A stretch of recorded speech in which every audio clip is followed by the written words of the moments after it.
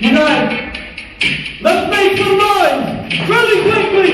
One time for the one, the only.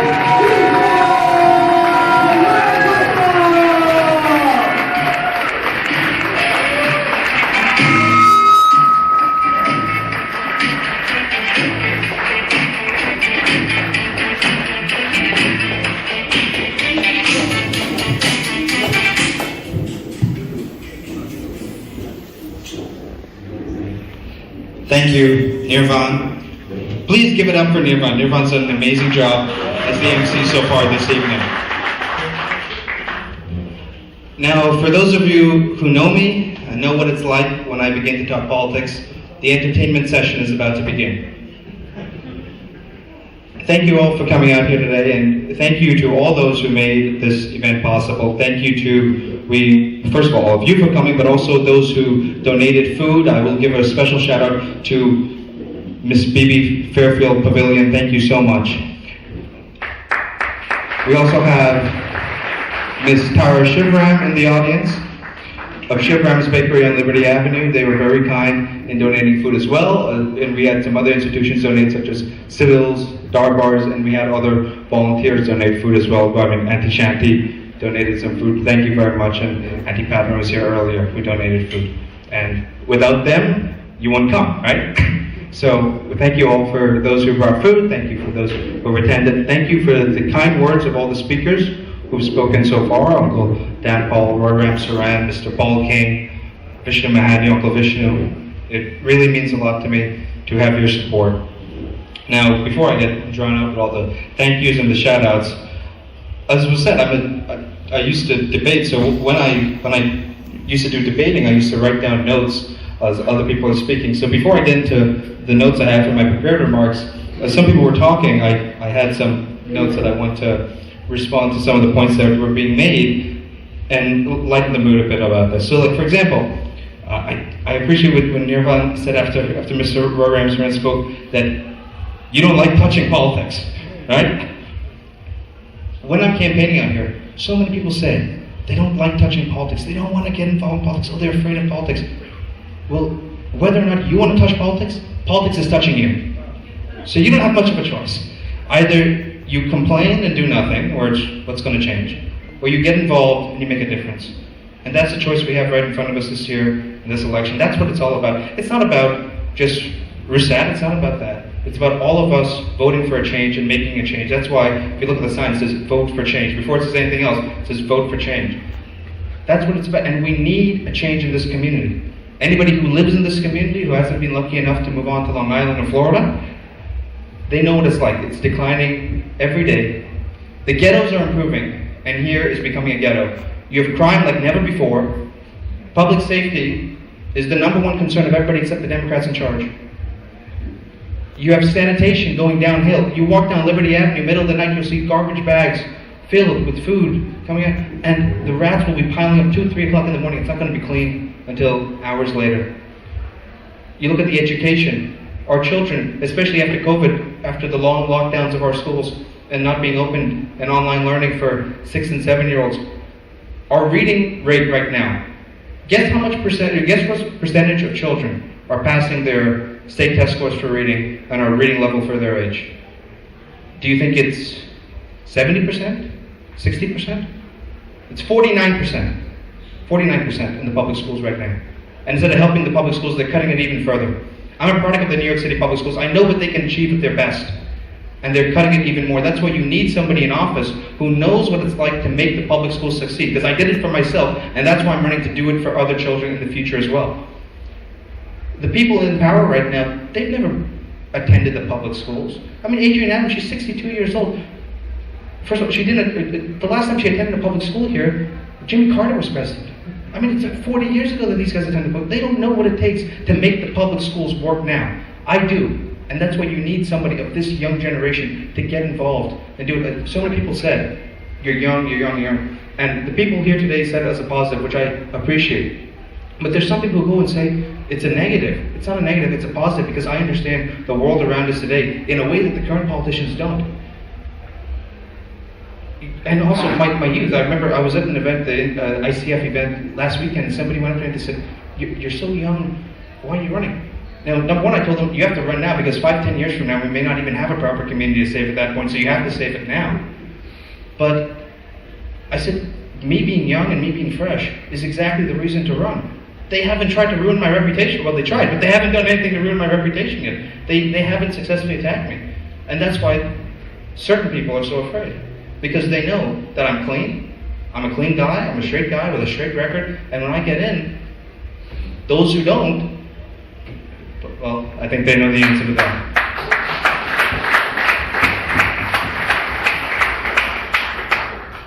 So as we said earlier, I am getting involved. I'm not sitting on the sidelines. You can complain. I'm not going to complain. I'm going to get involved. Going to actually take the ball and run with it. I think it's probably Uncle Dan Paul who said that. And like Sun was saying, but Sun did an amazing job saying it. Thank you, Sun. Thank you for everything. And I really appreciate his support because I remember what it was like. I talked to Sun literally outside this restaurant after its grand opening, and he was saying, I don't normally get involved in politics. I don't normally vote.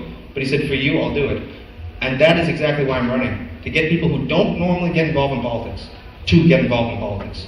Because that's the only way things are ever going to change around here. And some of the best political advice I get are from those who are not normally involved in politics. Because they see what they don't like and they advise you to go about it differently. And they see a young guy going out, ambitious, wanting to make change, and they support him wholeheartedly. And that's why I appreciate folks like Sun. Thank you so much, Sun. And like I remember I was campaigning in the lounge area over there, and there's probably a guy who had a few too many drinks. But you know your points are good when you can even convince a drunk man. But he said, son, I wish you all the best, because you have to roll the dice and see where it goes. And that's what I remember every day out here, whether I see good, bad, whatever. You have to roll the dice and see where it goes. And let's hope for our favor, it lands very well this November. I think it will, because this guy, he told me he had a lot of gambling experience and he knows what it's like to pick a bet. So, now, to continue on the points that some others made, like Candidate Ravi Dubé wisely came up here and reminded us that we're in this country. We have to focus on this country. I know far too many people out here when I'm campaigning, and they're saying, oh, I'm not concerned about over here politics, I'm concerned about Guyana politics. I said to myself, wait, did you just come over? No, I live here 35 years. You live here 35 years and you're not concerned about what's going on in your own local backyard, where you're living right now, but you're concerned about Barrett and the boys back there. It makes no sense. No sense. Yes, you'll always have certain concerns about what's going on back there, but you have to focus on your local elections right here. All the Guyanese right now know local government election is going on tomorrow. But how many of them are actually knowing and getting involved in the local election that's going on right here, this November? That's what you need to get them involved in. That's what we're working to do each and every day in this campaign. Now, I want to, all the speakers up here mentioned my mom. I want to thank my mom for everything that she's done to support me as we go into this campaign and all that she's done to help make events like today possible. And thank you to all those who acknowledged my mom earlier. My mom raised me largely as a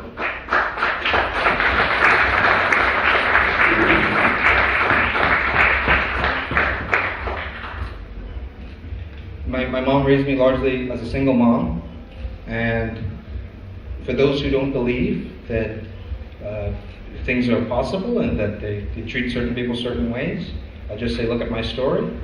It's a single mom, broken home story, and look where it's going. So there's some people ask me, why am I a Republican? It's because of my life story. I remember Ronald Reagan famously said he was a Republican because the Republican Party taught him that it wasn't his origin that mattered, it was his destination. And that's my life story.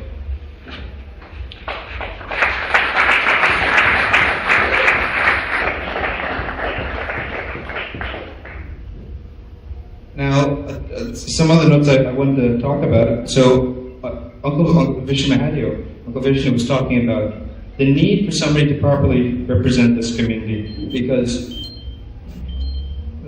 somebody has a page on it.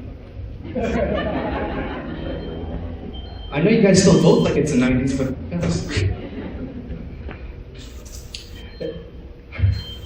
yes. So, King Raj is here. Thanks for being here, King Raj. I always appreciate King Raj's support. Thank you so much for being here. So one of the reasons I appreciate King Raj's support is King Raj is a great guy who's always, not only is he also related to me, but he's also always shown me kindness. And for those who remember, 10, 15 years ago, King Raj was one of the biggest guys in this community. When you pass and you see that the sign of what concert's coming up, you would see him everywhere. And he would always make time for me as a little second cousin to him. So I always appreciate that. So thank you, King Raj, for being here.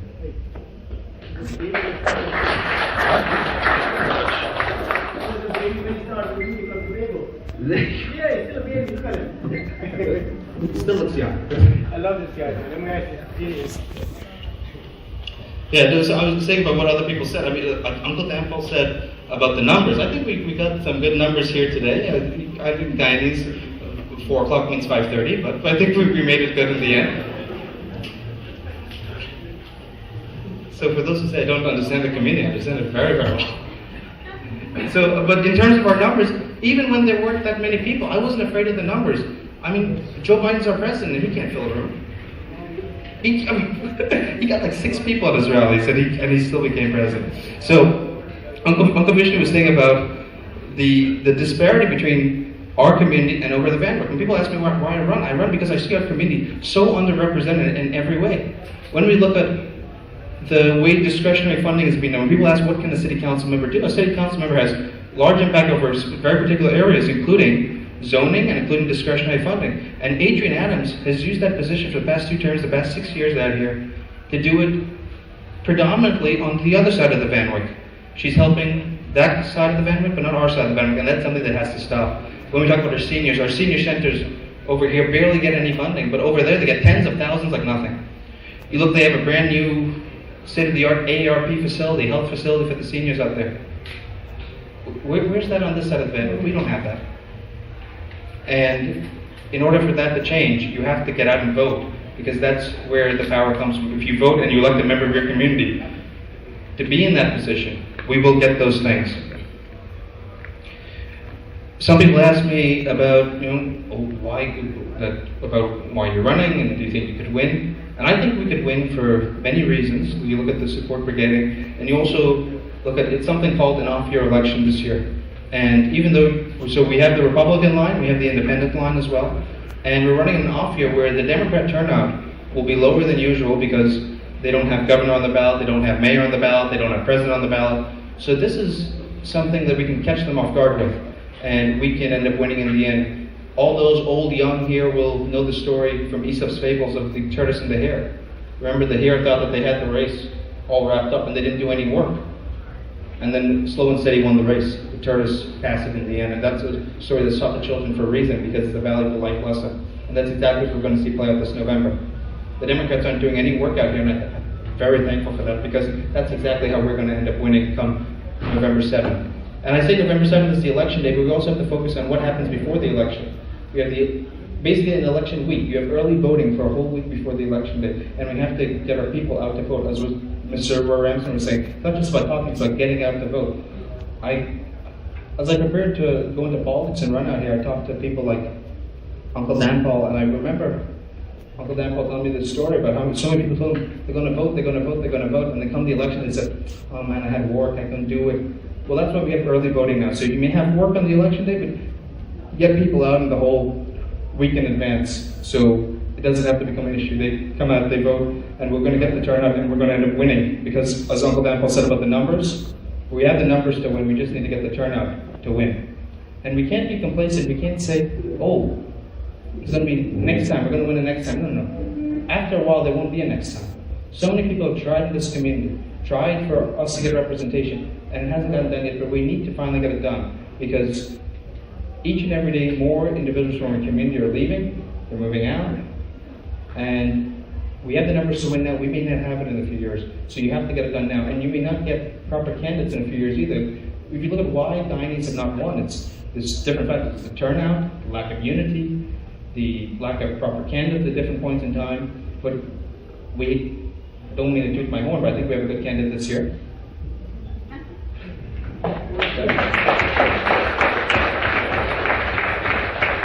So we're working towards the unity and we're working towards the turnout, and hopefully we can accomplish that.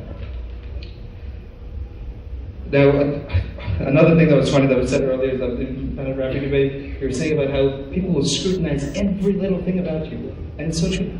Even when I walk down the street, they see me and they say, "Use that Guyanese for truth. Where you parents from?" And then you gotta go and you gotta, I mean, in a way, sometimes you do have to release your birth certificate before you run. Because these guys will question every little thing about you. But so the amount of times, my nanny right here is in the audience, the amount of times I have to go and I explain to people, my nanny's from Lillian Dog, my nana's from Edmore, my aunt is from Bushlot originally, and my auntie and aunt are from Kitty. The amount of times you have to go into that, it's amazing sometimes. But going on to some of the things about running, and I'll say my speech and then afterwards I'll take some questions as well. Running so far has been a very interesting experience. You have good, bad, and everything in between.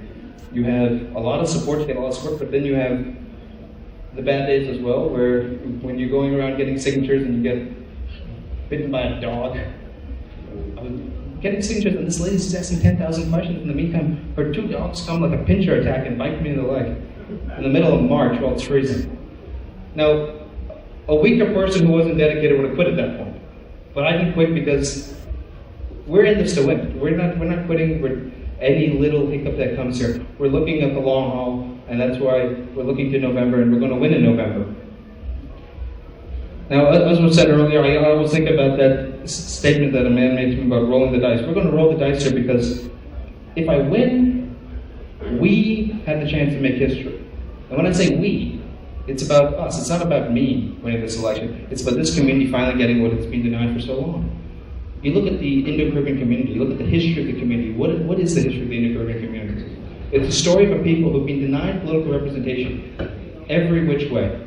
When they were colonized in India and then taken by the British to the West Indies, when they're in the West Indies and the independence happens, and in the post-colonial era, they don't have proper representation. And so then they have to immigrate to America and Canada, and when they're there, they have to work the hard jobs, and they can't get focused on getting the representation. Well, now their children and grandchildren who are achieving so much. We have great businesses, great entrepreneurs, great doctors, great lawyers.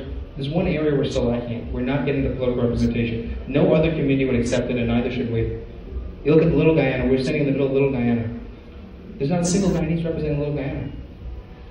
Did you ever hear something like that about Chinatown? No. Yeah. So why should our community accept it? That's why it comes to an end this November. We're going to get the political representation, and when it's not about one person, it's about a community, because when one domino falls, everything else falls from there. When we get that first office, we'll get so many others after that as well. Everything changes once you get that first win. Now, again, I'm a Republican for my personal reasons, my personal values, my personal belief. And I think most Indo-Caribbean people, whether and West Indians in general, and immigrants in general, I think that they are naturally conservative when it comes to most issues. Just that it happens so that when they came to this country at different points, many of them ended up registering as Democrats. But a lot of people, they go and they say, "Oh, why didn't you run as a Democrat?" Well, first of all, I'm a Republican, but on top of that, the definition of insanity is trying the same thing over and over again and expecting a different result. And we have had so many individuals, very nice people, great people. One of them is in Saudi today. So many people try and run as Democrats, and they don't get it because, for reasons I'm not going to say on camera, there are reasons that you will not win a Democrat primary out here running as the Guyanese candidate. You just won't. So we've seen the data time and time again. We could go down the names. You can look at Richard David most recently, Dr. Dan Paul Naran right in our audience, Rabi Mahadio, Albert Baldio, Trevor Narang. We could go down the whole list.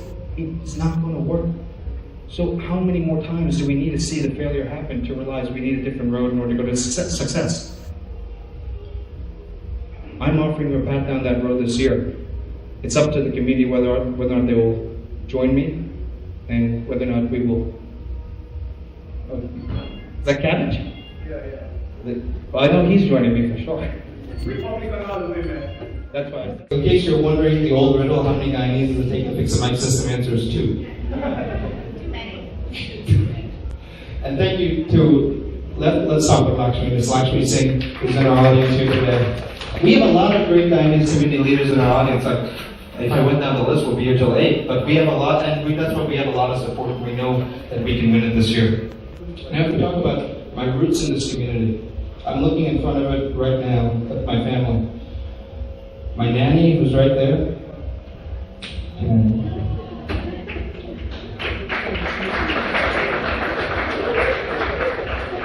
And for those who don't know, nanny refers in our culture to your maternal grandmother, your mom's mom.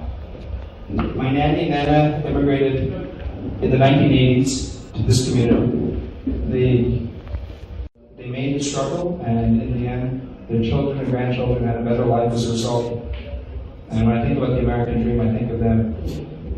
My nanny, when she immigrated here first in the 80s, in fact, I'll go to, it's like affordable.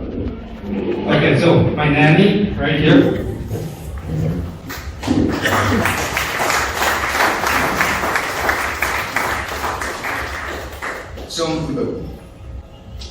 So my nanny is old now, and you'll see her hands who have. You really can't laugh at that part.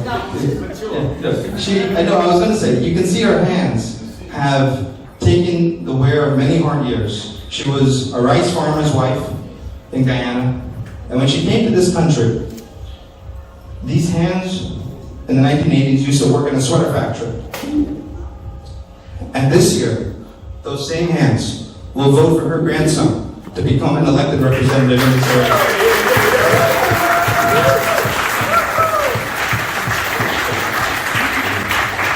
And that is the American dream in action. I look at my other family members here. I see my Uncle Buddy there. My Uncle Buddy immigrated to this country in the 80s. And when I think of an entrepreneurial mindset, I think of my Uncle Buddy. He came to this country, first he did jobs like a taxi driver. And that's why he knows the streets of New York so well. You don't need Google Maps for him. He knows it backwards and. He worked as a taxi driver. He saved up. He started a small business. He had a printing shop. Eventually, the printing shop he started buying and selling printing machines. And together with my other uncle, Uncle Bally, the two of them created a business that became a multi-million-dollar business. Crystal Graphics. They had a factory in Jamaica, Queens.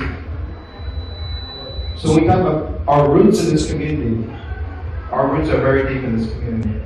Even when I go and I get my campaign signs done for printing, I say, do you remember Crystal Graphics? And say, oh yeah, Chris. Even all the people, I saw people come in today who didn't know that my Uncle Buddy was the same Chris that they were dealing with for all those years. I look right next to my Uncle Buddy is my auntie baby. Well, the problems are guys, everybody has an auntie baby, so I should say really Debbie was sure taken. My auntie baby and my mom are both products of York College. My auntie baby went to York College and eventually had a successful career with UNICEF. And for those who know, that's a very big place to go to work with the UN. That's what you can do in this community. You can be a product of this community and reach great, amazing heights. And that's why, for example, we didn't play the full song, but everything I do has a bit of symbolism to it. The song that I was going to play while walking up here was Electric Avenue by Eddie Grant. Now some people might wonder, why would you play Electric Avenue by Eddie Grant? Actually, a little participation. Who would take a guess as to why I play Electric Avenue by Eddie Grant? Because he's Guyanese. Yes. Well, we have a musician, he knows. Yes. Eddie Grant was born in Plaisance, British Guyana. And he ended up being a singer who topped the world charts. He didn't limit his mind and say, oh, I'll just become, a soca singer or a reggae singer or a dancehall, calypso, chutney, whatever. He didn't say, he said, I'm going to become one of the top singers in the world. And in 1983 he was, with Electric Avenue and one of the big hits. That's what, don't limit the mindset of what your potential could be. You can achieve so many things. Just like how Eddie Grant topped the charts, we're going to top the voting this year. We're going to top so many other things that we can do as well.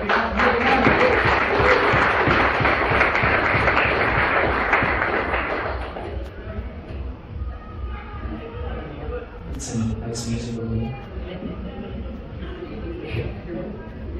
Yeah, so, and the lyrics of Electric Avenue also apply to this moment right now. The lyrics of Electric Avenue begin, in the street there was violence. We have record crime going on right now in the city. And it continues, can't afford a thing on TV. And with the inflation going on now, I think sooner or later we can't afford a thing on TV either. But those who still watch TV. We look at the Democrat policies that have failed us every which way, when it comes to crime, when it comes to affordability in everyday life.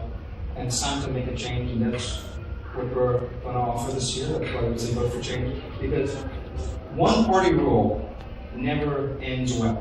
When you look at countries across the world. And right now, we're in a situation where we have a city council that's dominated by Democrats in the city. We have a mayor that's a Democrat, and whatever policies they want, whether they make sense or not, they can get passed.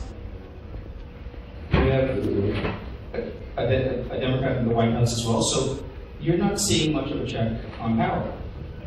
The American system works when you have proper checks and balances, and if we get more Republicans in the city council to serve as a check on the Democrat policies, we will have a better city as a result. Now, as I was saying earlier, hi Leon, thanks for coming. So for those who don't know, Leon is I'd say he's a social media influencer in this community. So we have a wide range of support. We have radio hosts, we have social media influencers, we have everything in this community. And that's why we're reaching out to all different groups in order to win, because that's the only way you're going to win. By getting every different type of segment of the population. Now, as I was saying earlier, my mom and my aunt were products of your college. And we're talking about the American Dream in action. My mom was actually pregnant with me while still a student at your college. So I've been going to your college since before I was born. And I don't know if I should say if or when I win this election. The inauguration takes place at your college. So that would be a very interesting story arc, should it come true. And that's the story arc of the potential of this community. We can start off as the students attending your college, and we can end up as the politicians being inaugurated at your college.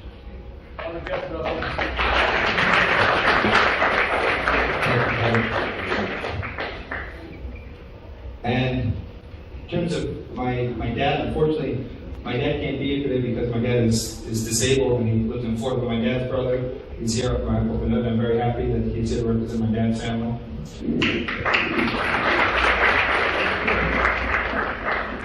My dad had very deep ties in this community as well. My dad was a lawyer on Liberty Avenue in 1986. The only other guy who was a guidance lawyer on Liberty Avenue in 1986 was K. Walter Ram and him. And that's why they shared an office together at first. So they had deep ties in this community, and then my dad eventually had a law office on Queens Boulevard as well. So they had very deep ties in this community to the extent that, ironically, in 2000, local Democrats, then under the leadership of one John Sampson, tried to recruit my dad to be a Democrat candidate for state assembly. Little did they know that the son would be a Republican pointing every year. But like I was saying, my grandparents came to this community in the 1980s. My story is like so many others. We have achieved the American dream in so many ways, but now we finally can put an end to this political nightmare. The story of our people in this area has just begun. We will not be silenced, or we will not be silent, even though they try so often to do it. And when I say they try to do it, that's exactly what they're doing. We look at the district lines for what I'm running for in City Council.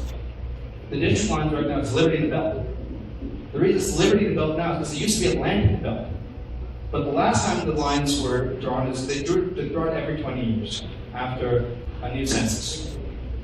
So a census every 10 years, but the way the city charter is doing every 20 years. In 2001, they didn't need to be concerned that there was enough immigrants in the area, especially Indian West Indian immigrants, that they could form a voting coalition and win. So they had an Atlantic and Belt. Come 2021, now they're very concerned. There's a lot of voters between Atlantic and Belt that could pose a danger to those in power. So they changed the lines to Liberty and Belt. So that's why all those, 101 Avenue, 103rd Avenue, they got cut out and gerrymandered into the Forest Hills district. But we still have our district, Liberty and Belt. We still have the numbers that I believe we could win. I wouldn't do this if I didn't think we could win. But I think we have the numbers, we can do it. And even though they tried to rig it in their favor with the way they gerrymandered it, we're going to beat them at their own game, on their own terms. And that's going to make the victory even greater and even sweeter when it happens. Thank you to whoever said yes. I want to give a mention to Michael Massa here. Michael Massa is he's the Republican nominee for district attorney. And it's very important to vote in those local races like district attorney, because if you're angry about crime in the streets, if you're angry about bail reform, more importantly is to vote for your district attorney so you don't have the type of district attorney we had now who's soft on crime and follows whatever the liberal establishment of the day tells her to do, a career politician. You said nothing. So that's why you have to make sure you vote for district attorney. And the Democrats have a very interesting primary for district attorney, but forget about the Democrat primary because we have a Republican nominee right here. And if you want safe streets, vote Republican this year.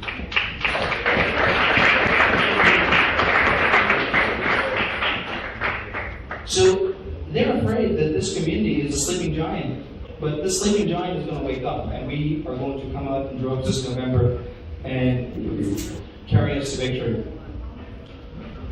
Because our parents and grandparents didn't come here for us to squander the opportunity. Our parents and grandparents struggled for a reason.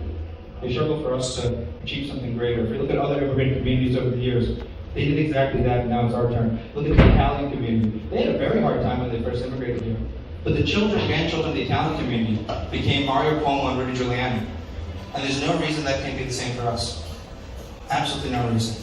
We just have to put our minds to it and get the work done. Now, we talk about the underrepresentation of this community. You look, for example, at COVID, the worst pandemic in a century. These zip codes, 1419, 1420, were the most infected in the city, but among the least served. That's why representation matters. Because when the crisis hits, and you don't have the people in office truly representing you, it's too late at that point. You have to vote the right people in before the crisis hits, so when it does, you have a helping hand reaching out to you. Exactly, Cabbage. Exactly. And I was talking about how COVID has left our schools decimated. You look at the reading levels, the reading level is 49%. Now the math comprehension level is 38%. It's terrible. This is something that should be unacceptable. And we can fix our schools. We need to properly fund our public schools. And if they're not going to properly fund the public schools, they need to give you options as well. And that's why you need things like, for example, exploring the option of charter schools. You look at Epic High School, what they've done on Rockaway Boulevard. It's night and day between Epic High School and John Adams. And there's a reason they don't fund John Adams. They let it keep failing and failing and failing. Not just year after year, decade after decade after decade. John Adams has been failing since before I was born. And they still just leave it the same way.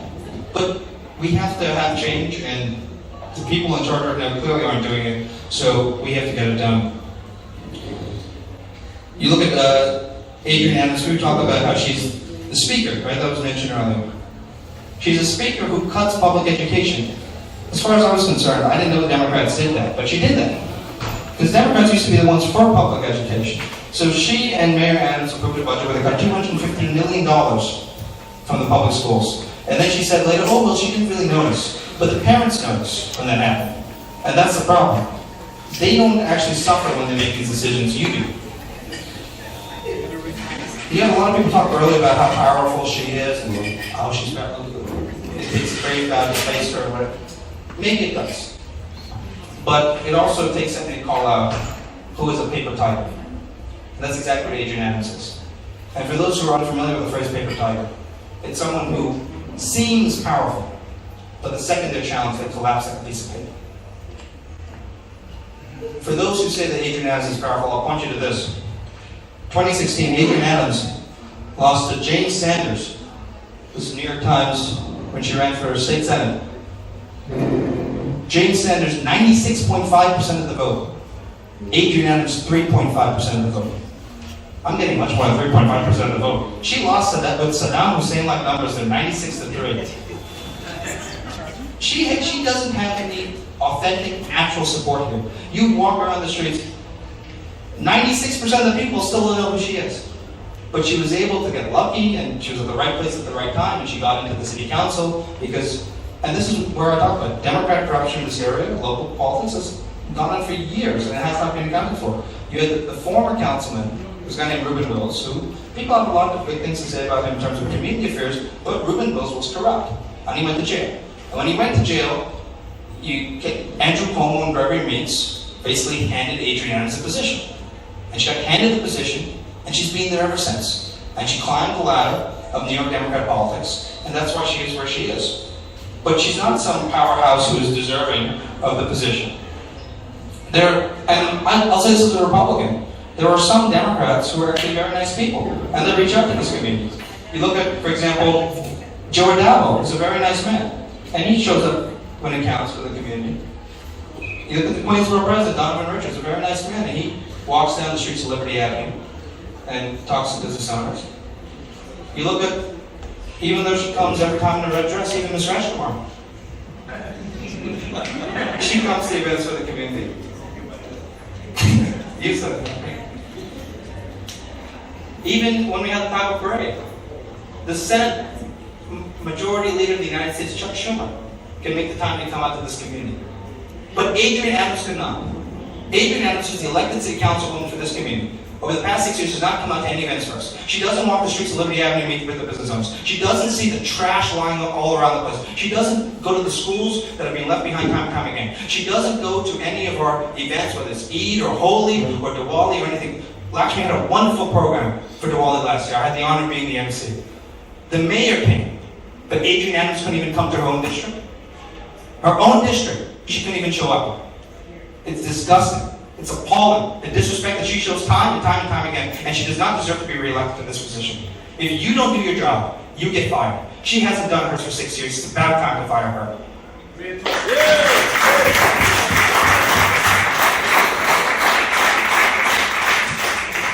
And for those who say that you shouldn't, every time I speak, somebody goes up and says, Rusat, you shouldn't have said this. It's not that nice to say. Okay, I'll put it over the nice way. I'm not saying you should fire her. I'm just saying she's getting up there in years and maybe we should give her an early retirement. She can enjoy the time with the grandkids, and I'll fix the schools for her grandkids so they have a better life as well. Because I'm not just concerned about representing my people, like she has said repeatedly. I want to represent all people.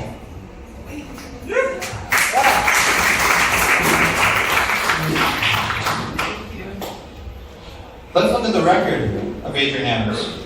This is someone who, by the Democrats' definition of what is corruption and what is hiding things, even she would fail the test. I remember for the past 7 years at this point, every Democrat in the country talking about President Trump is corrupt because he wouldn't release his tax returns. He has something to hide. Well, I have news for you. Council Speaker Adrienne Adams refuses to commit to releasing taxes. So what is she hiding? And we can look to what is she hiding when you start digging. Adrienne Adams is buying support to remain Council Speaker. Recently also came out that her office, the taxpayer funding that should be going towards your community and your services, is paying a consultant $150,000. A consultant who's double timing is both a member of the teachers union, UFT, and also has received payment from her staff. Where there's smoke, there's fire. I won't go further than that, but people should look into what has she really done for the community and what is she really doing with the spending. It was said she wants to run for mayor. She's not going to even have the chance to do that, because she's going to be stopped in her tracks well before. The old statement from the Nixon era is follow the money. And somebody needs to start following the money for her. We look at her policies as well. What are the policies of Adrienne Adams? Recently, the city has been dealing with a migrant crisis. And I think everyone has sympathy for those who want to come to the city for a better life. Many of us, our families are once in the same position ourselves. But there is a certain idiocy to the policy of just handing out free this and free that. Because eventually somebody's got to pay for it. We look at it. Council Speaker Adrian Adams said the migrants are owed things like free Metro cards and cell phones. As residents of the city of New York, do you get free Metro cards and cell phones? So why should somebody else get that on your dime? It doesn't make sense.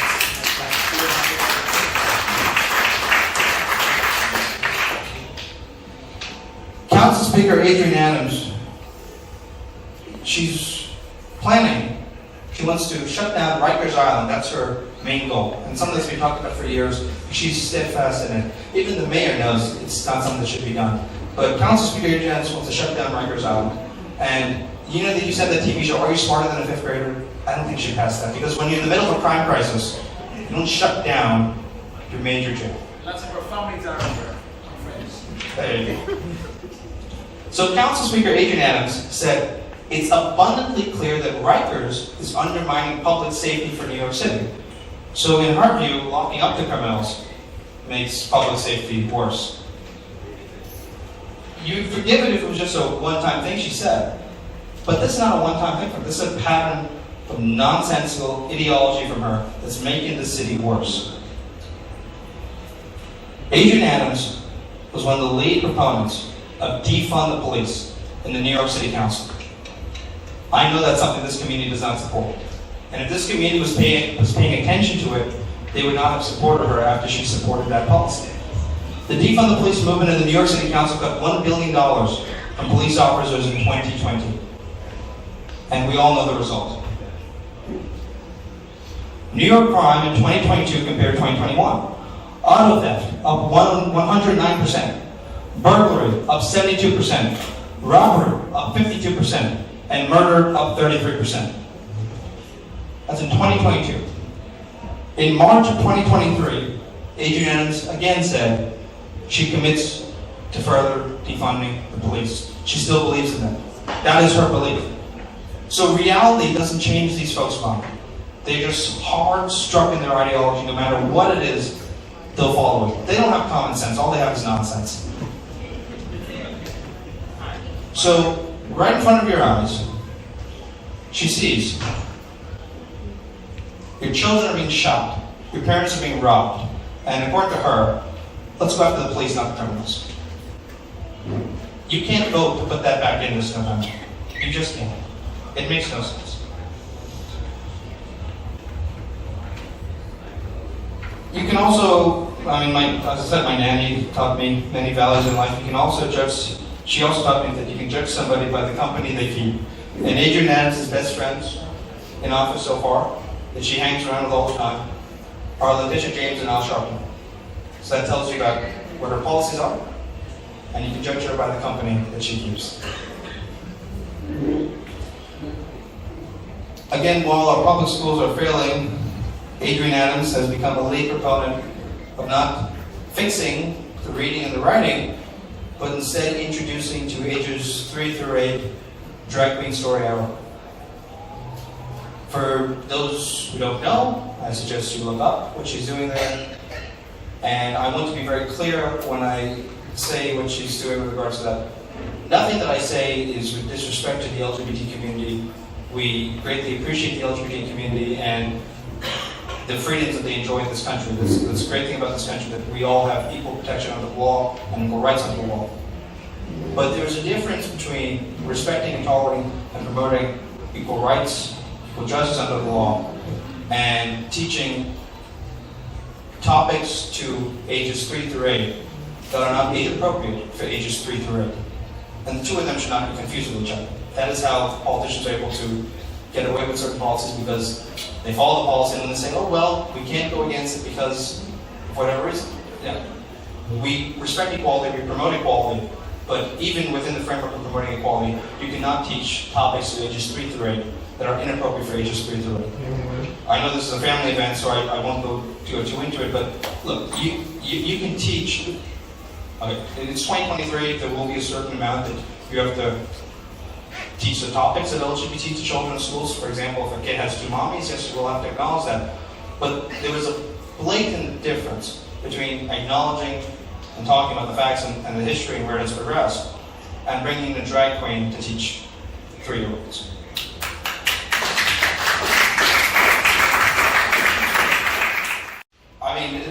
use an example that I've said some points in the campaign trail. Sex ed is taught in schools, but they don't bring strippers to teach sex ed.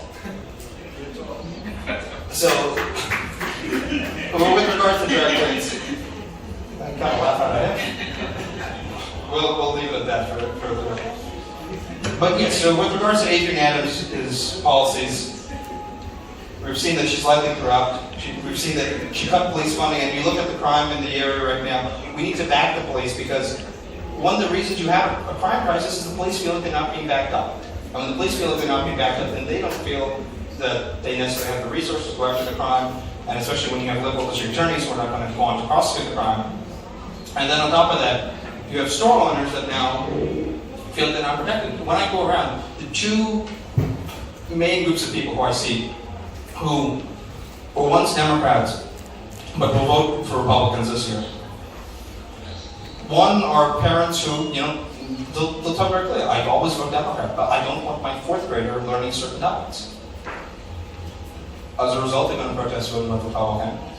And the other are immigrant store owners, whether they're West Indian, Indian, Arab, Chinese, Hispanic, they all say the same thing. I don't feel safe in my store. It's being shoplifted, where I don't have proper protection. It's happening every day. It's not like a once in a blue moon thing. It's a regular occurrence now. And when they don't receive the protection, it's a crisis. It needs to be dealt with. And if they aren't going, if Adrienne Adams is still going to go with defund the police, then we have to put a stop to it as voters this November. So she cut the police by $1 billion. She doesn't really focus on sanitation in our area. She doesn't fund programs like ACE like they used to be funded, cleaning up the streets. So we're going to fund programs like ACE, and we're also going to work with students to properly have community service done so we clean up our own community. We have to have pride in our community. One of the saddest things is you look at the community, we don't even have proper pride in our own community. That's why those who can afford it end up leaving, and those who are stuck end up being stuck. But we need to create a community we're proud of, that people aren't just leaving when they get the chance. A community that people want to stay in and people want to come to. You think right within the same borough of Queens, you have Forest Hills not too far away, you have Austin Street, very clean street, very nice street, bustling with businesses. And you have Liberty Avenue, bustling with businesses, great entrepreneurial small business owners. But if the street is dirty and people don't want to go to that street, it's not going to have the same image. There's no reason that we can't clean up Liberty Avenue in more ways than one. Really, nobody got that? Okay. And we're going to clean up Liberty Avenue, and it can be like how Austin Street is in Forest Hills. It can be that for our area. There's no reason that we can't do it. But also, what are we having in our communities? What you have on your streets also sends a message to the kids. We have more rum shops than you can count. Right? And every day, that's what's being said just now, you have more marijuana shops opening up every day. Now, I don't have anything against the business owners who, are going to be smart, make a profit, and open up their marijuana shops, opening up their rum shops. But we think about it. What message is sending to the kids in the community when all they're seeing opening up is rum shops and marijuana shops, and not a single bookshop? You don't have a single bookshop on Liberty Avenue, but again, more marijuana shops and more rum shops than we can. So what's the message to the next generation? What's the message being sent in our society? We'll let the community get drunk and get high so they can't focus on the rot and decline going on right in front of their eyes. That's the message being sent. Now, can I address that one? To go back to the comparison of Adrienne Adams versus myself, actually a Democrat voter told me it the best way. He said, I'm going to vote for you. Not because it's a Democrat versus Republican. I'm going to vote for you because it's going to be actually having a city councilman versus not having one at all. Because he said very clearly, Adrienne Adams has been absent since the day she got in. She hasn't done anything out here for the people. So even lifelong Democrats are going to be voting for me this November. The funny thing is, I'm running as a Republican, I'm running as independent, but more people who vote for me are probably going to be Democrats than Republicans or independent. And that's why we're going to end up winning. She doesn't think that, she thinks that she's entitled to the position. She thinks no matter what, that you're going to vote for her because she's a Democrat. But that's where we're going to prove her wrong. And those who say that she's speaker, it's even worse because she's only speaking for herself rather than speaking for the community she represents. If you do it on national level, when Nancy Pelosi was Speaker of the House, she made sure that her district, San Francisco, got the benefits. She's the speaker and we don't even have the benefits. So what's the use? As we talked about the increase in crime, and we talked about that we can actually make a difference with discretionary funding. Because people ask me, okay, what difference can you actually make? And what I say to them is I'm not going to, I hate politicians who overpromise to and underdeliver. I'd rather underpromise and overdeliver in the end so you say, wow, we did such a great job. But the areas that we can make a difference, we can do it with discretionary funding, we can do it with zoning. I want to thank, we had some volunteers from Moving Nation Mandir who were here earlier. Thank you. Thank you. See, I have the young, I have the old. So proper representation has to be offered here, and there has not been, unfortunately, a proper Republican alternative offered. And it's a two-party system, and now we finally have a proper Republican alternative being offered, so now things may actually change. And when I say things are going to change, everybody pays attention to politics nationally. You know that the politicians pay attention to the swing states, right? Take, for example, my uncle buddy used to live in Florida. All right? When Florida was a swing state, remember Bush v. Gore was the closest state in the country? When Florida was a swing state, every politician wanted to go down to Florida because they knew if I go down to Florida, they might vote for me. Like, that they can actually go either way. Take it, guys. When you have an area of the country that only goes for you, that only goes one way, like, say, Kansas only goes Republican, Massachusetts only votes Democrat. Politicians don't have to go and campaign because everybody has their vote. So the Democrats right now think that they have this, they can take it for granted. This area is a Democrat area. But boy, when you prove them wrong this November, they like to talk about being woke, but they're going to wake up. And when they wake up, after November, when they see that you flip the area, it goes Republican for the first time, they're going to say, wait, okay, we can't take them for granted anymore. And the day after I win, you're going to have more Democrats come down Liberty Avenue than you've ever seen in your life. You're going to flock of geese come down. So if you want the best for your area, you vote Republican, teach the Democrats a lesson, and then see what they have to say. Because right now they just take you for granted. I know each and every one of you, you don't like being taken for granted in your personal life. So don't continue to let your community be taken for granted on the political level.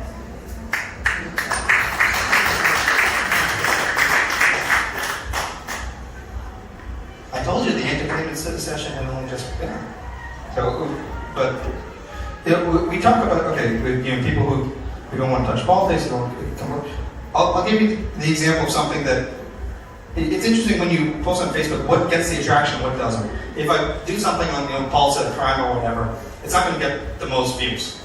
But my most viewed post was one I did about cricket, because I went to a park in the area and I saw these Bangladeshi immigrants.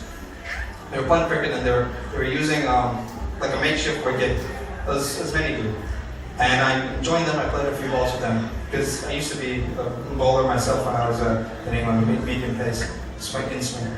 But I posted and I showed that these are areas where you actually the real world impact of having a city council person actually represents your community versus doesn't. A city council member will have input into what is developed in the community, such as the parks. If a community wants basketball fields, that community is going to get the basketball courts. If a community wants baseball fields, they're going to get the baseball fields.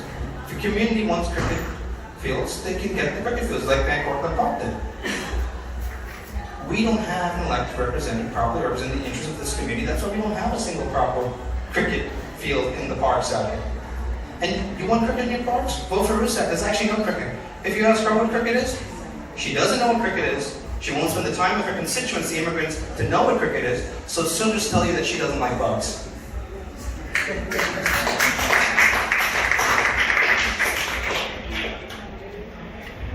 Now, I wanted to talk about a larger point as well. Guyanese are the second largest immigrant group in Queens, fifth largest in New York City, and Trinidadians are in the top 10 as well. Again, we don't have political representation. We can talk about the issues like crabs in a barrel and why that hasn't happened. But I know people don't want me to talk about that, so I'll oblige. But if you look at it, we are a community that we're a voting bloc. We can have an impact. We can make races go one way or the other. And the time that really came clear was last year during the New York Attorney General's race. And when you look at that, Letitia James, the incumbent Democrat Attorney General, made comments that I think, raise your hand if you're aware of what Letitia James did. The show of hands. Okay, if you're going to be embarrassed, I'm going to go down the story and tell you. So you might as well cut the time short to say that you know what it is. Letitia James exposed the way Democrats really do take you for granted. She, Hakeem Jeffries, Yvette Clark, they don't care about you. And you can look back at what she did and what she said, and she tried to play racial politics against Indo-Guyanese. And Indo-Guyanese sent her a message, are largely turning out and voted Republican last year. They voted for Michael Henry, they voted for people like Paul King. Thank you again, Mr. King, for being here. I remember I was with Paul King and Michael Henry and Paul Rodriguez and others as we walked down Liberty Avenue, and you saw people turn out for Republican that you've never seen like in this community. And that was a real change election. When people look at, okay, why would you run now? 5 years ago, I do not think a Republican could have won here, but today I think it is going to happen. 5 years ago, this community was about 75-25 Democrat in the voting turnout. Last year, it was 60-40. It was still Democrat. But you see the direction it's going. It went 75-25 to 60-40 within 4 years. This is an off year. This year, they also, on the Republican line, is a member with a base in this community, with ties to this community, who can flip votes who are normally Democrat, as I've told you, and bring them into our tent. And that is how 60-40 becomes 50-50, it becomes 51-49 and 52-48, and that's why election day we're going to end up winning a close one and catch them off guard.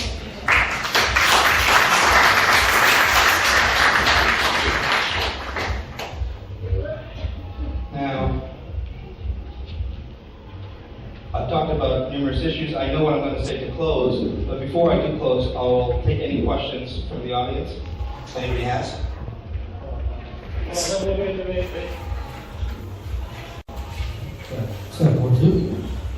Thank you very much.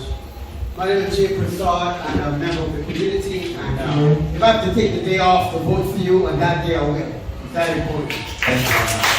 But my question is, at work, I work in education and have a lot of Democratic colleagues. Talking to Democrats, they have concerns, and they're right now for change themselves. They've seen the political hit job on President Trump.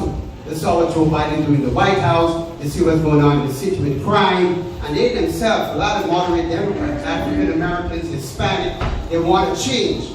My question to you is that what are you doing to go mostly across the other side of the family to solicit some of those right recipients of democracy who want to change? Yes, no, so I appreciate the question. It's a very good question. So, as I was saying earlier, a lot of the people we're reaching out to, and a lot of people that are going to end up voting for us in November, are people who are Democrats, registered Democrats. They vote Democrat normally. They're fed up with the crime issue, with inflation, with safety, with sanitation. They're fed up with so many things, and they're going to end up voting Republican. Now, we've done a lot of outreach on this other event. We have our base here, but we've also begun reaching out there. We've done it for a little. We've done it, and we're reaching out there. But you have to be strategic in what you're doing. We're not going to waste time, and with certain groups that would not vote for us, we're going to target the groups that will, the groups that are willing to change. And we see a lot of that among, for example, the Hispanic community out there who are fed up with crime. You see among, again, the Asian and West Indian pockets on that side of the bandwidth as well. So those are all target voters. And somebody asked me when I was beginning to run, do you think that you have a winning coalition? Do you think that you actually have the numbers to win? I said, yes.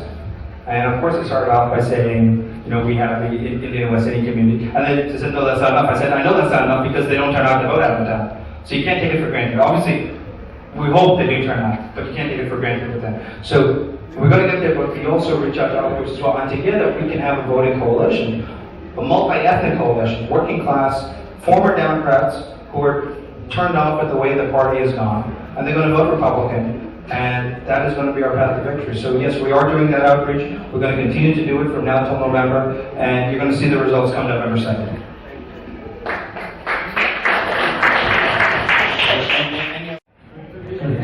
Come on, I'm coming to you. Don't worry, that's not it. Mr. Ram, good evening. Rusat, I'm in this country 42 years.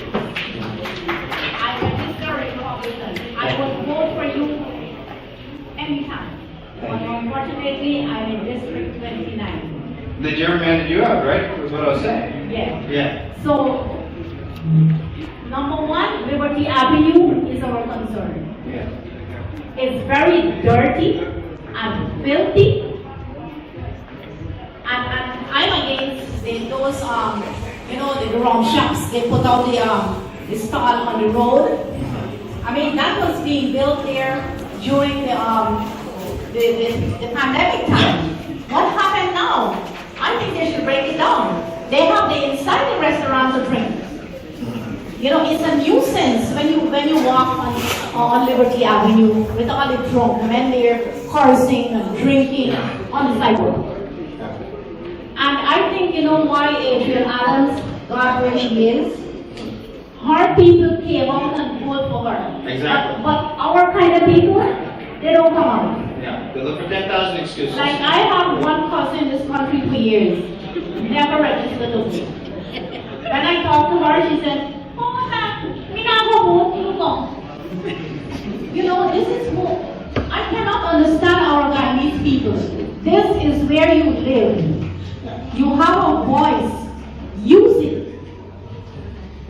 You know, if you don't come out and vote, what will happen to our grandchildren? You know, I have two grandsons and I'm very worried for them. For the future. And I don't like where this country is going. Thank you so much. Thank you. So, there's a few points that I want to talk about that were raised there. First, I'll say, for example, on the idea of the restaurants, you know, they have the outdoor expansion, that was done during COVID and something that's continued now. In theory, it's not a bad thing, right? I mean, if you look at it around the world, you know, many cities have been famous for their outdoor dining. You look at, for example, Paris was once very famous for that. I think it can be a good thing in New York, but we also need to up our standards of what we're doing in the community. It's not going to be a good thing if all you're doing is just extending where the drunk men are, where they're smoking, where they're cussing, it's not going to be a good thing if you do it like that. So we have to improve our standard of quality in the community, and then our overall quality improves. Then we have classy, nice outdoor dining. But I think there's something I should have begun by saying thank you first and foremost to the owner of City Palace, Mr. David Rain. Right?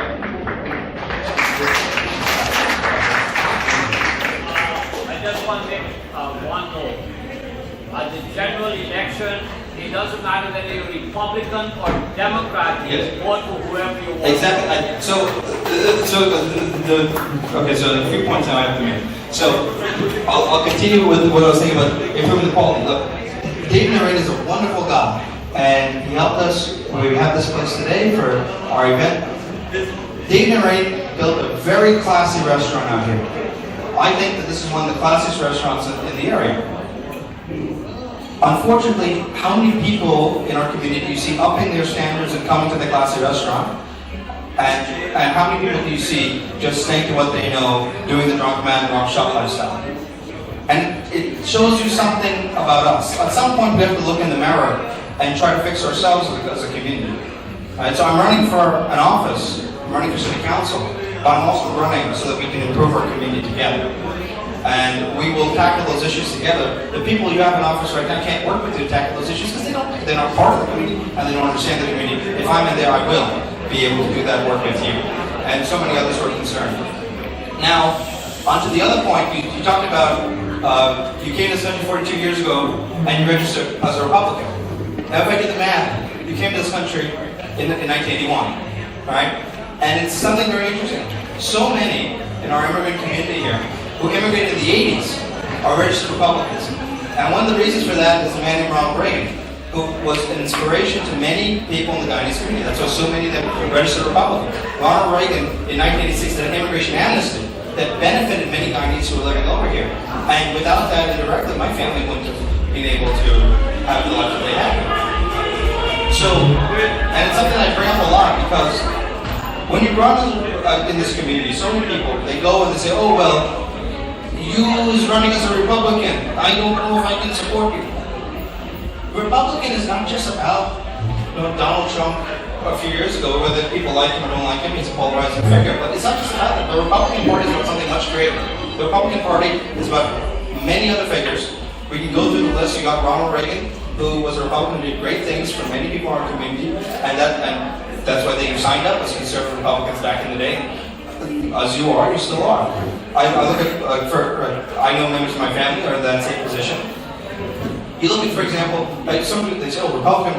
I said, you look at your local level, the Democrats, you can blame Republicans for some things that you don't like nationwide, but you can't blame them for what's going on in the city, because only Democrats run the city, and only Democrats have ruined your city. So you look at Eric Adams, you look at Bill de Blasio, they're the ones who have ruined your city, not the Republicans. So you look at how Giuliani and Bloomberg ran the city. It was clean, it was safe, you could raise your kids there, it was nice, you didn't need to worry about leaving. Now you do. So when people, I'm glad you registered as a Republican back then, because I think a lot of people need to be reminded, the Republican Party is not just about Trump or whoever the latest figures. It's about something much greater. It's about, yes, the people running up, it's also about Ronald Reagan. All right, guys, settle down. He's still speaking. Thank you, Les. Thank you. It's also about, as I saying, Ronald Reagan, Abraham Lincoln, in New York State level, Teddy Roosevelt, George Pataki, Rudy Giuliani, Michael Bloomberg, Fiorello LaGuardia Airport. You can probably tell by the way my speech was going, I like to have jokes at some point in my speech. So one of the jokes I had prepared was, for all those who say they don't like Republicans, Abraham Lincoln was a Republican and Ulysses S. Grant was a Republican. So if you don't like Republicans, you don't want anything to do with Republicans, my campaign would gladly take your 5s and your 50s.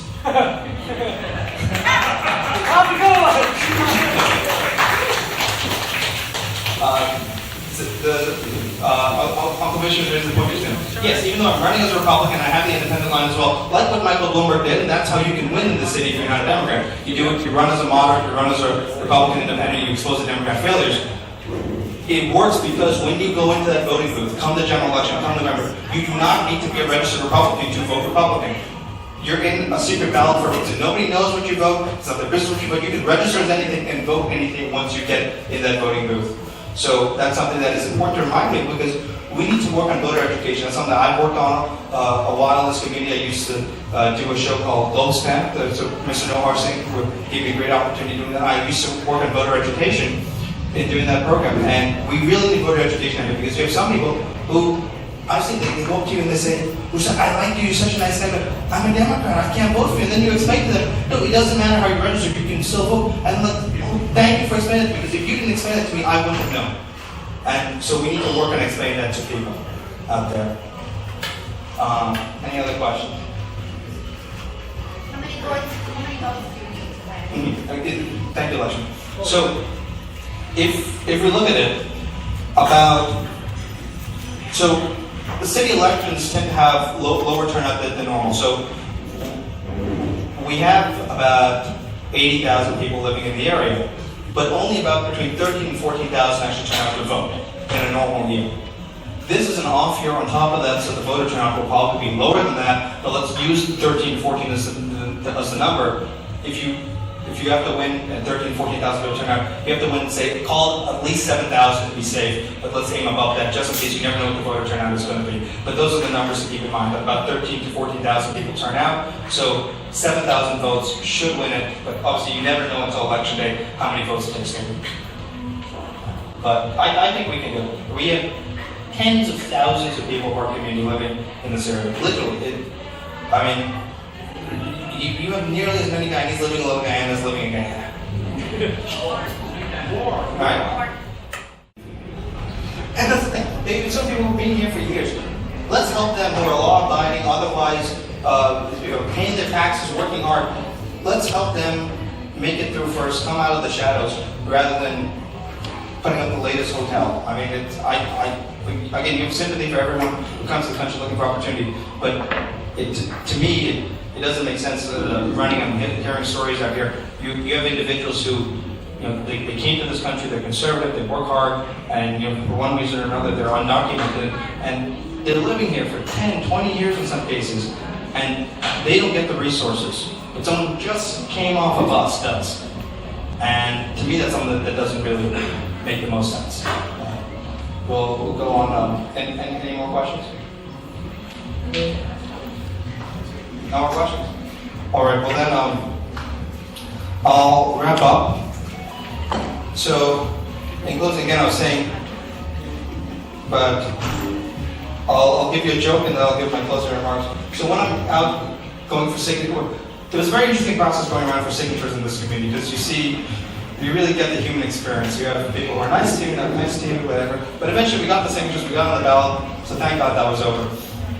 But to give you the idea of some people in this community was about, the people who love to complain are the ones who don't want to get involved. Right? I remember I knocked on the door, and the husband wanted to sign, and the wife was inside, and the wife was the one saying, "Me not interested, me not want to sign." And the husband, she's the one complaining the most about all the things going on in the community, but she's the one who doesn't want to sign, doesn't want to get involved, doesn't want to vote. And so that's something we have to work with. Then you have, I'll give you one of my favorites. You have the list of registered voters and who you knock doors. I remember I knocked this door once, and people didn't answer. But I knew they had several voters in my house, so I went back a second time, and they didn't answer. And I happened to be in the neighborhood again. So third time's a charm. I went to their house the third time. And when I went to the house the third time, I saw they were in the living room, the family room, they're watching their television. So I know, okay, they got open now. So I knocked the door, and eventually they opened it. And when they opened it first, the lady, she crosses her arms, and she's like, why are you bothering us? Why are you knocking our door? And she's cutting up her English like she just came off British Airways. But she was really from countryside. And she's cutting up her English, and when I tell her, oh, I'm running city council up here, I'm your grandpa. She says, oh, you're the boy that's running. Oh, I heard a lot about you. So she had no interest before. She'd leave you out in the cold. But now, oh, I heard a lot about you. You have your law degree from England, right? I said, yes. And she said, didn't you have another one from a good school? And I said, yes. She said, oh, okay, no worries. Okay, I'm going to sign for you. My husband's going to sign for you. Please come inside, stay a little bit. I want you to meet our daughter. I said, oh my God, I'm sorry for that.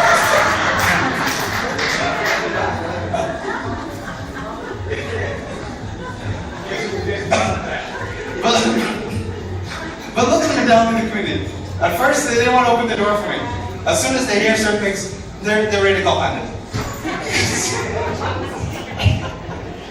I said to myself, what is this? This is why the people get that behind. That's the mentality. And imagine before I asked about my election, they wanted me to meet the daughter. So the wedding is more important than the election.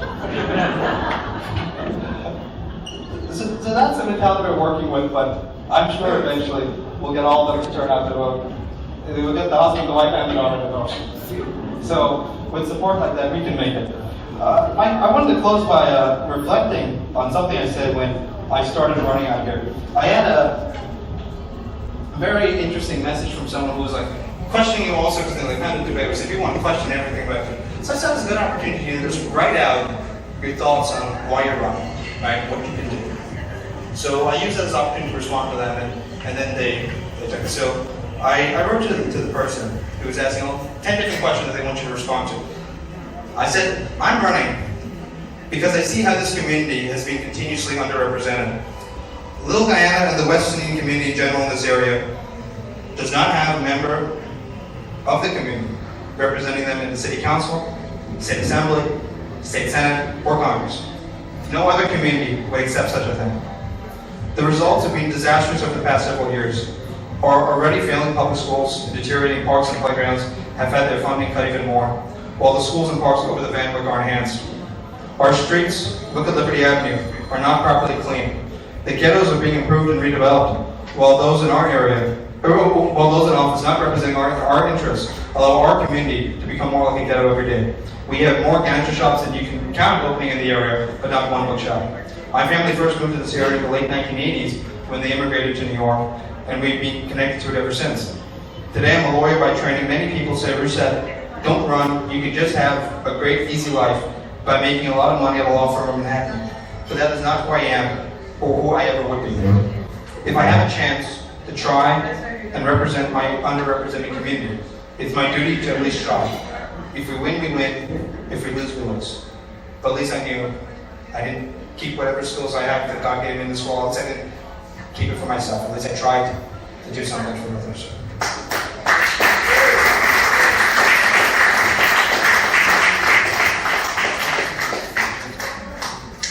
And that's, again, I said, I want to win to inspire the next generation. So the next generation of talented people in this community, the talented youth, they're not dejected and depressed, there's no opportunity in this community, they go elsewhere. I want them to stay here. And I want to give a shout out to Uncle Dan Paul, because Uncle Dan Paul is one of the people in this community who encourage youth. And if you don't encourage the youth, how do you expect the next generation to rise? So without people like him, we won't get to see the next stars rise in this community. So I want to thank you. So I continue the message of the person. I said I've been involved in the community in many ways. Dr. Dan Paul Narayan, Vishnu Mahadev, Mr. Nohar Singh, Lakshmi Singh, and others in particular can vouch for that. I've been involved in numerous community events, from Reminding the Park to emceeing Lakshmi Singh's Diwali Nordic at Liberty Avenue, moderating Mr. Nohar Singh's Low Stand 24/7 show, Dr. Dan Paul Narayan's Queen's Book Fair, etc., and working with Mr. Vishnu Mahadev's Guyana Diaspora Council, particularly during the 2020 elections crisis, and volunteering with other groups as well. What skills do I have? Anyone who knows me knows my depth of political knowledge, and if you didn't know me, I guess you know it tonight. But in terms of formal education and training, I'm a graduate of both King's College London and Georgetown University in Washington, D.C., achieving both a U.S. and U.K. law degree by the age of 22. I've also previously worked with several political campaigns as well as the U.S. State Department. Combining that background with my community background will help provide the skills to serve as your city councilman and help this community in the ways the current and former city council members of this area demonstrably never have and never will. I talked about the COVID issue where we were not represented, as I said earlier, and I said, the question was asked, what have I done for the community? And it is justified, as I'm a candidate for office. However, the question should be asked, what has Adrienne Adams done for the community of substance?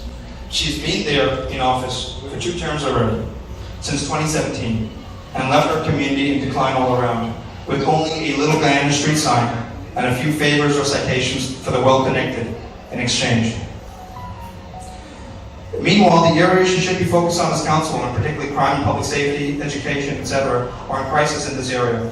These factors are also leading people to move out of the area every day to Long Island, Florida, etc., or having to spend extra money to send their kids to Catholic schools or private schools. That's why we have to capitalize on the numbers and demographics that still give us a chance to win an office in this area now, before it's too late. Those who think that I should wait my turn should also think about the fact that waiting a few more years means waiting for the numbers to change to our disadvantage and make victory an impossibility rather than a possibility. Some have told me not to challenge Adrienne Adams because she's a powerful Democrat. But this is an election, not a coronation. It has to be earned.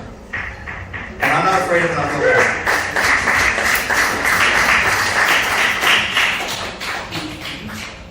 Actually, I'll tell you one of my favorite moments on the campaign trail. So, I was campaigning.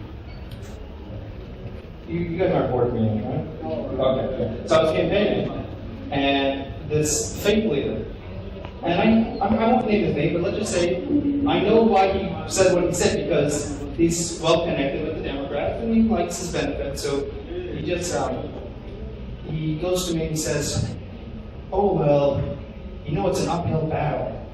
And you really shouldn't be doing this."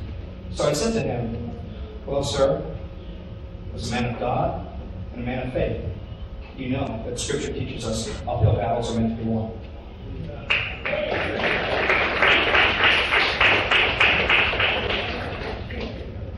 There's a reason when David faced Goliath, Goliath didn't win.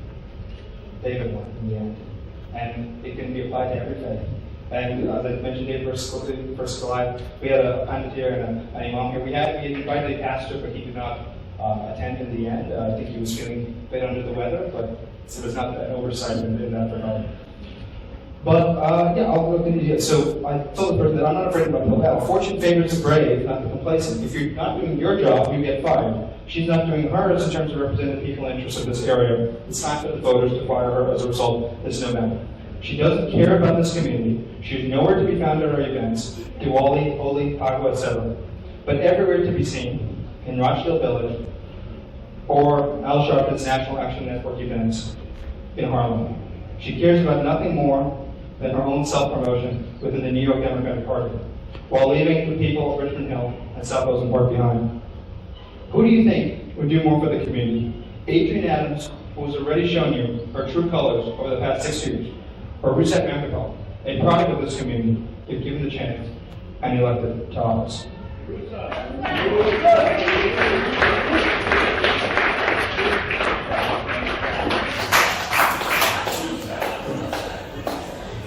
And I'll just say, I love to emphasize the name Rusat because my parents picked the name because of, they follow the Hindu way, the Pandit tell them, name got to start with RU. And they picked an unusual name, but it paid off in the end. Most people, they used to make fun of the name Rusat, that sounds like a weird name. How is it a Hindu name? It sounds like a Muslim name, whatever. Imagine the types of comments people come up from this community, right? But the name Rusat, right in the middle, USA.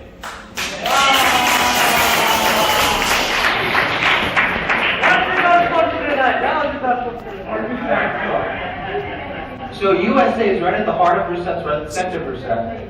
And no man could have predicted when I was a baby, being given that name 23 years ago, that I would be running for office as a politician using that right name. As I said, no man could have predicted it. But as Hindus, we don't believe that man is the one who's telling us what the name should be. We believe that there's a higher power, a higher plan, and a higher message. So to continue, and we emphasize the name Rusat. You're running in New York, so sometimes I don't talk about it, but Ramgopal. I'll just say, well, what's in the center of Ramgopal? G-O-P.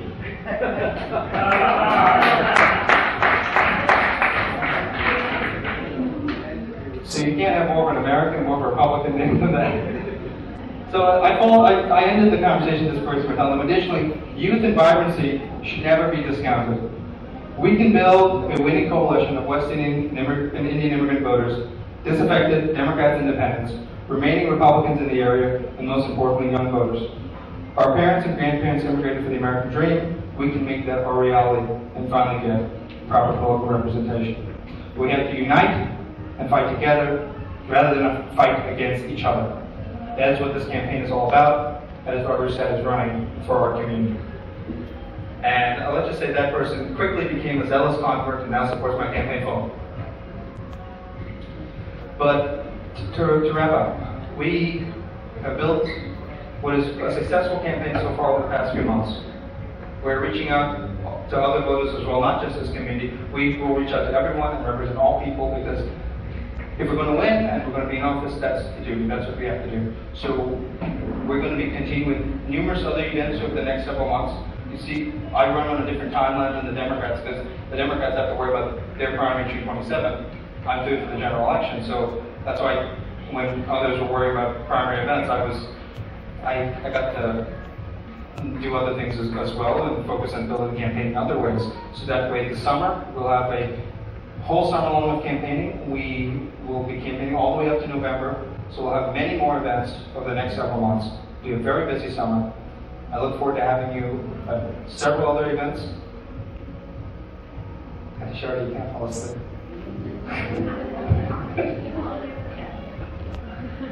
You can't fall asleep now. And because the only ones who are going to be falling asleep are the Democrats this year.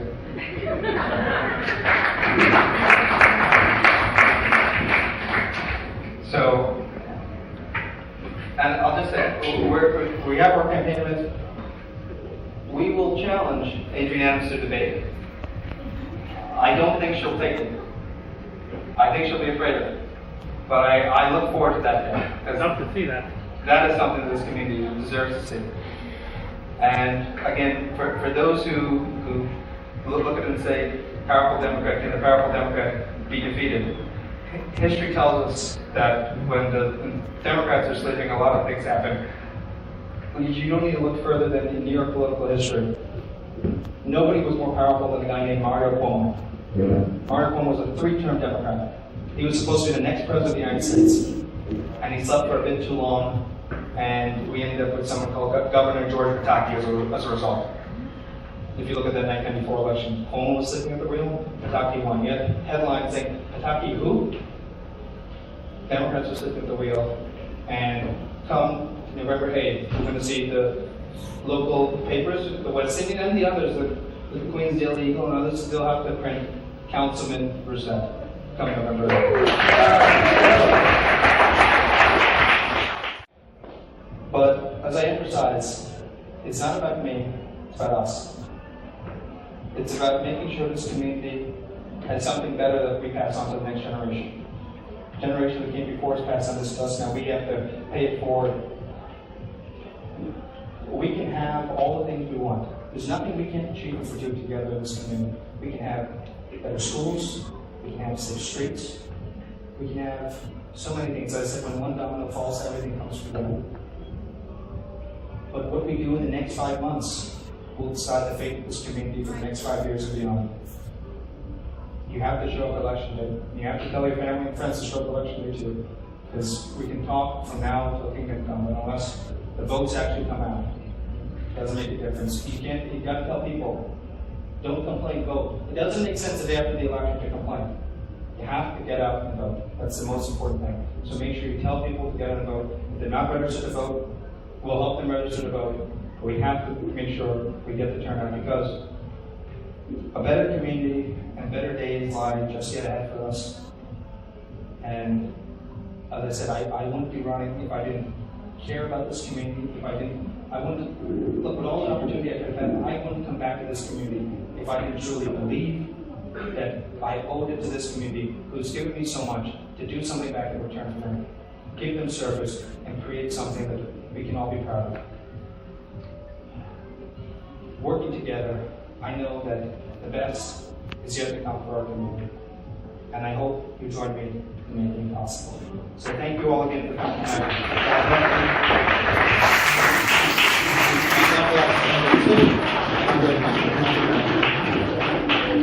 Rusat, round of applause, everybody!